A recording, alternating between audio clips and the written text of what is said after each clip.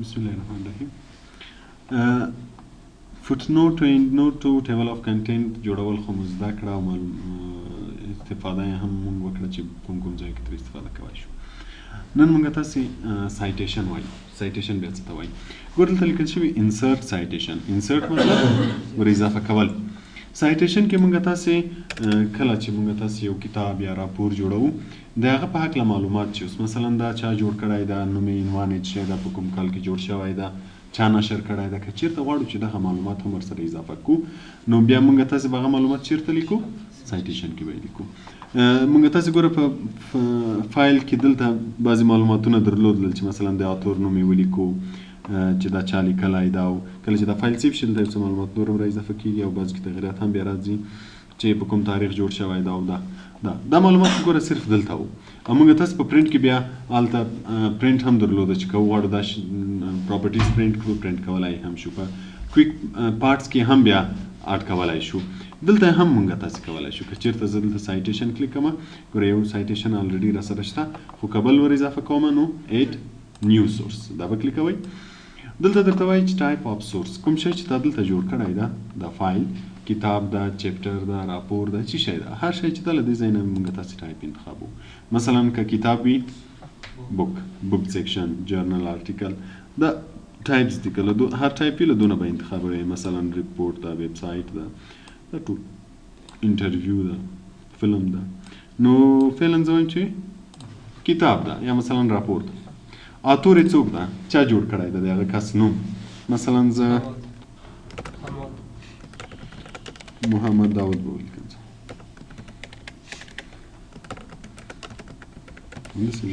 محمد داود. دلته بیا ایډیټ لرو. که غواړئ چې د دې اتور لاست نیم، فرست نیم، میډل نیم یې ولیکئ، دلته هم کولی شئ چې نومونه یې ولیکئ. یا که نور اتور یې اضافه کوو هم یې دلته اضافه کولی شو چې هر څو دلته وي په اسانۍ سره به یې بیا انتخابوو. خو فعلا به زه صرف د ده نوم ولیکم. کارپوریټ اتور، که چېرته دی کارپوریټ اتور وي او کارپوریټ اتور هم ورسره ټیک مارک کولی شي، او که راسن اتور وي نه اتور به ورسره کلیک کړو. ټایټل د کتاب عنوان څه شی ده، دلته به عنوان ولیکو. مثلا زه لیکم چې سی آی ټي نوټ یا د سی آی ټي پروګرام په هکله یو شارټ نوټ. په کوم کال جوړ شوی، دلته مثلا کال لیکم. په کوم ښار کې، مثلا کابل. پبلیشر، نشر کوونکی کومه کمپنۍ ده. ګوره هر کتاب چې نشر کېږي که نه کمپنۍ نوم پرې لیکلی وي چې کوم کمپنۍ نشر کړی ده، نو دلته یې نوم لیکي چې کومې کمپنۍ نشر کړی. مثلا کله چې دا ډیټیلز ولیکل، اوکې دې کړل، ګوره دا شی به دلته اضافه شي. دغسې ته سایټیشن وایي. ګوره صرف د اتور نوم لیکلی او کال لیکلی ده چې دغه سړي جوړ کړی، په دغه کال یې جوړ کړی ده. بیا دلته سټایل لري. بعضې سټایلو کې صرف مثلا نوم لیکلی وي، بعضې سټایلو کې کال لیکلی وي. نو که سټایلونه غواړئ چې چینج یې کړئ، سټایلونه یې هم چینجولی شي. مثلا په دې کې ګوره صرف نوم لیکلی، په دې کې به کال هم ورسره لیکلی وي، نومونه هم چینجولی شي.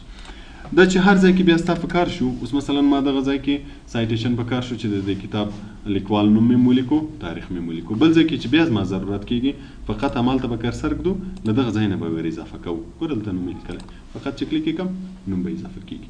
کله چې زه تغییروم بیا به دلته راځو، د مینیج سورس به کلیک کوو. ګوره دلته به یې نوم موجود وي.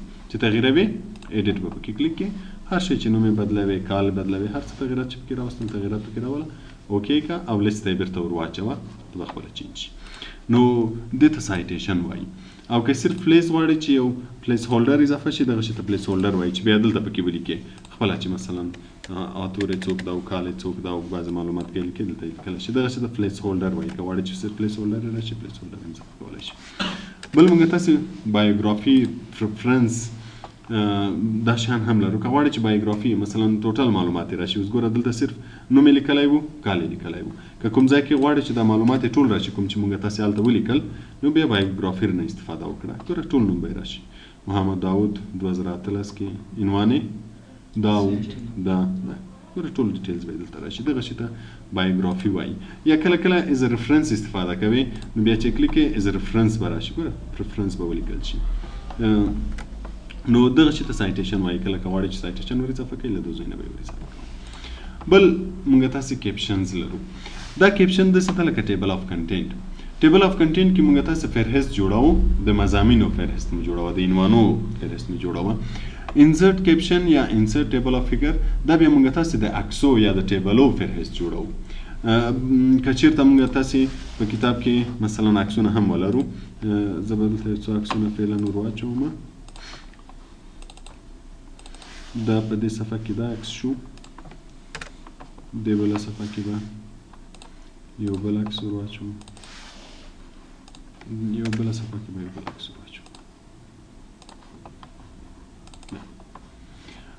که چیرته غواړئ چې د دې عکسو فهرست هم جوړ کړئ یا مثلا ټیبلونه ولرو د ټیبلو فهرست هم جوړ کړئ. زیاتره کتابو کې د عناوینو فهرست ترڅنګ د عکسو فهرست هم وي، یو لیست وي په هغه کې چې مثلا دغه عکس په دغه صفحه کې ده، دغه عکس په دغه صفحه کې ده.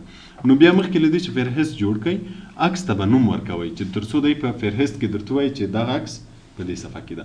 په کتابو کې کمپام شوي ده کې عکس لاندې نوم لیکلی وي، مثلا د یو ډایګرام وي یا یو شي معلومات وي، بیا درته وایي چې فلاني عکس ته مراجعه وکړئ که نه، د هغه عکس لاندې نوم لیکل شوی فیګر 1 په نوم، فیګر 2 په نوم که نه. نو که چیرته غواړئ چې فهرست جوړ کړئ مخکې له فهرست نه باید دلته تاسې عکس ته نوم ورکوئ. عکس ته چې نوم ورکوئ عکس به سلیکټوئ، بیا به انسرټ کیپشن کلیکوئ. انسرټ کیپشن دی له ځانه ورته فیګر نوم ورکوي. زیاتره د عکسو لپاره خلک له فیګر نه استفاده کوي، خو که ته بدلوي کولی شي بدله کړي. ګوره دلته موږ سره یو څو نومونه نور هم شته، له دونه هم استفاده کولی شي، خو که خپله نوم لیکې بیا به نیو لیبل کلیکوئ. د عکسو لپاره زیات خلک فیګر استفاده کوي، نو که فیګر استفاده وکړئ ښه به وي، خو که خپله نوم ورکوئ هم صحیح ده. مثلا زه دلته نوم ورکوم چې پکچر، اوکې که دی به اوس ګوره پکچر 1 نوم ورکړي، شماره خپله ورسره ورکوي. شماره له دې ځای نه تاسې بدلولی شئ که غواړئ چې له 1 2 3 نه مثلا ای بي سي نه یا لاتیني شمارې نه استفاده وکړئ، هم کولی شئ چې هر شماره کلیک کړئ، هغه شمارې نه به استفاده کېږي. بل دا نوم چې لیکل کېږي د عکس په کوم ځای ولیکل شي، آیا د عکس په سر ولیکل شي یا د عکس لاندې ولیکل شي. دلته موږ تاسې پوزیشن لرو، دوه پوزیشن لرو، یو اباو سلیکټډ آیټم ده، اباو مطلب بره، او بیلو سلیکټډ آیټم مطلب لاندې. نو که د عکس په سر غواړو چې نوم ولیکل شي اباو به کلیکو، او که د عکس لاندې کلیکو بیا به دا کلیکو، او که دا نوم بیخي ډیلیټوي بیا ډیلیټ لیبل. ډیلیټ لیبل مطلب دغه نوم راته ډیلیټ کړه. اوس چې زه اوکې کړم ګوره د ده لاندې به نوم پکچر 1 ولیکل شي. اوس دا عکس زه غواړم چې دا هم په فهرست کې راشي، دا به کلیکوم انسرټ کیپشن، دته به هم یو نوم ورکوم. دوی خپله ورته نوم پکچر 2 ورکوي، شماره ورسره یو یو اضافه کوي، همدا نوم به ورکوم. دا بل ته به هم یو نوم ورکم د پکچر 3 په نوم. کله چې نومونه ټول ورکول شول، اوس چې هر چېرته غواړئ فهرست جوړ کړئ فقط همالته به کرسر ږدئ. مثلا زه په دې شروع کې غواړم چې فهرست یې جوړ کړم، یا زیاتره د ټیبل اف کنټینټ وروسته بیا ټیبل اف فیګر راځي، د عناوینو د فهرست نه وروسته بیا د عکسو فهرست راځي، اول هغه فهرست وي بیا دا فهرست وي. نو که چېرته موږ هغه فهرست هم ولرو له هغه نه وروسته به بیا دا فهرست جوړ کړو، خو خیر اوس به زه دلته دا جوړ کړم. نو چې هر چېرته کرسر ږدئ همالته به جوړېږي، بیا به انسرټ ټیبل اف فیګر کلیکوئ. انسرټ ټیبل اف فیګر ګوره دا چې کلیک کو دلته موږ تاسو سره ټیبل اف فیګرز راځي، ابل ټیبل اف کنټینټ و د فهرست ټیبل اف کنټینټ. کله چې موږ تاسو ګوره دلته ټیبل اف کنټینټ کلیکو، مثلا زه ټیبل اف کنټینټ کلیکوم، اوس ګوره دا فعاله ده دا غیر فعاله ده ټیبل اف فیګرز. که چیرته زه دلته انسرټ ټیبل اف فیګرز کلیکم بیا دا فعاله وي هغه غیر فعاله وي. نو د عکسو لپاره دغه یو استعمالیږي. نور دغه سیټینګ هماغه سیټینګ د کوم چې په دې کې مثلا پیج نمبر غواړئ نه غواړئ دغه لاین ایسته کوئ راولئ، دا لاین څه قسم غواړئ د دې ځینې بدلولی شئ، د دو سټایل څه قسم سټایل غواړئ موږ تاسې دا پرون وویلې. نو دلته به تغیرات راولئ، اوکې به یې کړئ، دلته به دی تاته فهرست جوړ کړي. اوس ګوره کوم عکس ته چې موږ پکچر 1 نوم ورکړی وو هغه په 2مه صفحه کې ده، کوم یو ته چې موږ پکچر 2 نوم ورکړی وو په 3مه صفحه کې ده، چې پکچر 3 نوم ورکړی وو 4مه صفحه کې ده. نو که کله موږ کرسر کنټرول بټن ونیسو په هر یو کلیک وکړو راسن هغه عکس ته هم ورولي. نو که کله غواړئ چې کوم یوه ته لاړ شي کنټرول بټن ونیسئ هماغه ته به ورولي. او که چیرته کله موږ یو عکس اضافه کوو یا کم کوو لکه څنګه چې موږ تاسو په فهرست کې ویلي وو دا هم هماغسې ده. مثلا کوم وخت زه عکس ور اضافه کوم یا هغو عکسو کې تغیرات راولم، یوې صفحې نه بلې صفحې ته انتقال کوم یا کوم یو پرکې ډیلیټ کوم، اوس دا عکس ما اضافه کوو، زه غواړم چې دا هم فهرست کې راشي. نو بیا به اول کار څه وکړم چې دته به نوم ورکړم انسرټ کیپشن، دی به ګوره خپله یو نوم ورکړي، فعلا به یې اوکې کړو دا نوم به هم راشي. بیا به راشئ دلته فهرست ده، فهرست به کلیک کوئ او اپډیټ ټیبل به کلیک کوئ. له دې ځای نه اپډیټ ټیبل هم کولی شئ، رایټ کلیک اپډیټ فیلډ هم کلیک کولی شئ، هر یو چې کلیکوئ.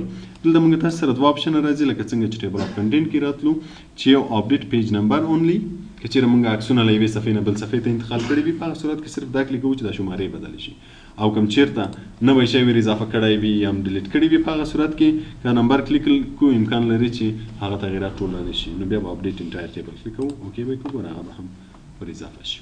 دې شي ته انسرټ ټیبل اف فیګر وایي. نو کله مو غوښتل چې د عکسو یا د ټیبلو فهرست جوړ کړئ بیا به اول نوم ورکوئ له کیپشن نه هغه نه وروسته به انسرټ ټیبل اف فیګر کلیک کوئ تر څو جوړ شي او کوم کله تغیرات پکې راوستل بیا اپډیټ ټیبل. بل موږ تاسو سره کراس ریفرنس ده. کراس ریفرنس موږ تاسو په انسرټ منیو کې هم ویلی وو. په دې ځای کې ګوره کراس ریفرنس دلته هم شته هلته هم شته. دلته موږ تاسو استفاده ترې کړې وه دلته به بیا یو وارې تکرار کړو. کراس ریفرنس کې بیا موږ تاسو کولی شو چې د بعضو شیانو لیست جوړ کړو. مثلا لکه دلته چې ما د دو لیست جوړ کړه دا فهرست شو هغه صرف یو لیست غوندې. که زه غواړم چې د دونو عکسو لیست دلته جوړ کړم یا د عناوینو لیست دلته جوړ کړم یا هر چیرته چې غواړئ جوړې کړي نو صرف که غواړئ چې شماره ورنه کړي صرف ساده یو لیست وي په هغه صورت کې بیا له کراس ریفرنس نه استفاده کوو.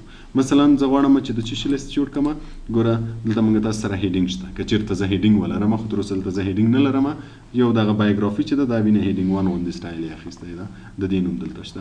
که چیرې زه هیډینګ ولرم لکه پرون چې موږ تاسو جوړ کړه دلته به د ټولو هیډینګونو نومونه راشي. هر چیرته چې د لیست جوړوه په قدر یو به کلیک کوئ انسرټ کوئ به لکه دا چې ما انسرټ کړه دلته به یې نوم راشي هماسې په ترتیب باندې. او که چیرې مثلا زه بک مارک کلیک کړم بک مارک ټول دلته راځي. بک مارک موږ تاسو انسرټ منیو کې ویلې وه. فوټ نوټ اینډ نوټ خو پرون وویلې. که چیرته زه فوټ نوټ کلیک کړم او په صفحه کې فوټ نوټ وجود ولري د هغو نومونه دلته راځي. که یې لیست غواړئ چې جوړې کړئ د اینډ نوټ غواړئ د اکویژن غواړئ یا فارموله چې موږ تاسو ویلې وه. فیګرز غواړئ فیګر که چیرته موږ تاسو نومونه فیګر ورکړي وي دلته مې نومونه راشي. خو اوس موږ تاسو نوم څه شی ورکړي وو عکسو ته پکچر. نو اوس ګوره کلیک کوم لیست به هلته راشي چون دلته په صفحه کې موجود دي. دا نور شیان چې کلیک کوم نه راځي ولې نه راځي ځکه چې په صفحه کې موجود نه دي موږ اپلای کړي نه دي. کوم موجود اوسي دلته به لیست راشي. نو اوس فعلا دا زه اخلم مثلا زه غواړم چې په دغه ځای کې دا ټول ور واچوم. ګوره دا مې ور واچوم دا مې انسرټ کوم دا خپل په زړه له ساري چې ور اچوي هغه ور واچوي چې نه ور اچوي دا به زه فعلا د انټر په ذریعه جدا کړم.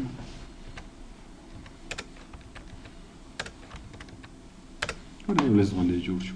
کله چې کنټرول نیسئ په هر یوه کلیک کوئ هماغه یو به تاته راولي.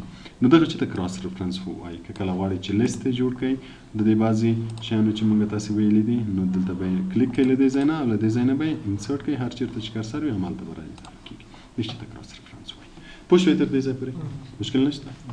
خیلاړ به شو عملي کار ته دا به